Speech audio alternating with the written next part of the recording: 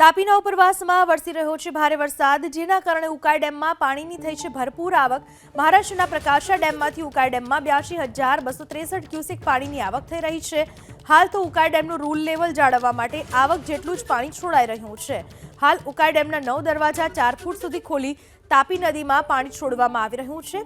હાલ નદીમાં પાણી છોડાતા કાંઠા વિસ્તારના ગામોને એલર્ટ કરવામાં આવ્યા છે। ઉકાઈ ડેમની જળ સપાટી હાલમાં 334.91 ફૂટ પર પહોંચેલી છે। જેટલી પાણીની આવક થઈ રહી છે પ્રકાશા ડેમમાંથી એટલું જ પાણી છોડવામાં આવી રહ્યું છે। તાપીના ઉકાઈ ડેમમાં પાણીની આવક થઈ છે। ઉપરવાસમાં વરસાદને પગલે પ્રકાશા ડેમમાંથી પાણી છોડવામાં આવી રહ્યું છે। પ્રકાશા ડેમમાંથી ઉકાઈ ડેમમાં પાણી છોડાતા ઉકાઈ ડેમમાં પાણીની આવક થઈ છે અને જેટલી આવક છે એટલી સામે જ આવક કરાઈ રહી છે। ઉકાઈ ડેમના 9 દરવાજા ખોલવામાં આવ્યા છે। 4 ફૂટ સુધીના દરવાજા ખોલવામાં આવ્યા છે અને પાણી છોડાઈ રહ્યું છે।